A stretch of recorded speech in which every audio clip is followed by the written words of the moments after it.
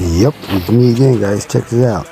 I got a customer came in. He said he accidentally shorted out something in the system because our friend installed a battery and the crosswire the battery terminal, so he shorted the whole system. He thought something else happened, so he brought it to us. This is what I found out. We just blown fuse. It's kind of hard to see because it's so tiny, but if you look clearly to the clear view, you can see it's blown. So if you have any problem like this, never crosswire the terminal when it comes to battery. Just go easy